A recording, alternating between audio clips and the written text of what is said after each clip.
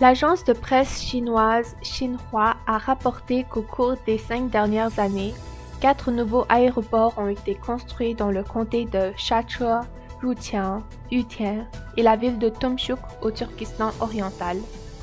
De plus, 4 autres aéroports existants dans le nord et le sud du Turkestan oriental ont été rénovés et agrandis. Ces aéroports ont facilité le transfert de masse de colons chinois dans la région. Des millions de Chinois ont afflué au Turkestan oriental et occupé les champs agricoles, les maisons et les appartements des Ouïghours.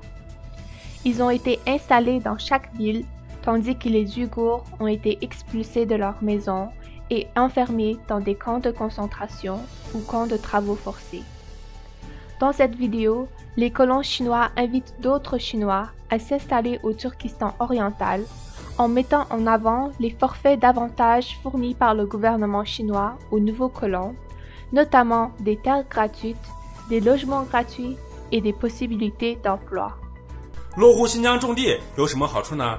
有节假日补助，有探亲补助，有养老金等。关注我，带大家了解更多迁户小常识。 Les femmes sont les victimes les plus vulnérables des camps de concentration chinois. Les témoignages publiés par la BBC cette semaine sont affreux. Les femmes musulmanes ouïghours souffrent continuellement de viols massifs, de tortures et de stérilisation forcée dans les camps de concentration. Pourtant, de nombreux pays musulmans ont encore des politiques commerciales amicales avec la Chine. L'Arabie saoudite, le Pakistan et la Palestine sont de fervents partisans de la Chine.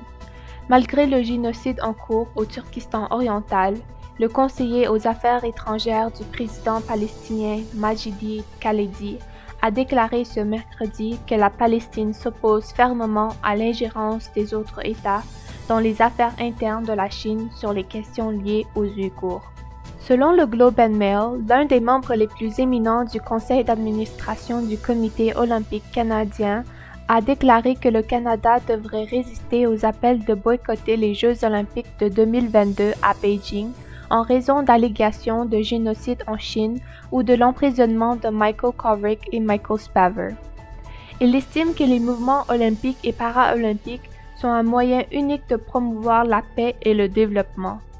Ruqya Turdush, une Canadienne ouïghour et chercheuse à Uyghur Research Institute, déclare, voici une traduction libre, « Si le but unique des Jeux olympiques est de promouvoir la paix et le développement, pourrait-il protester contre les engagements de la Chine à détruire la paix au Turkestan oriental et la paix de 20 millions d'Ouïghours et autres peuples turcophones de la région?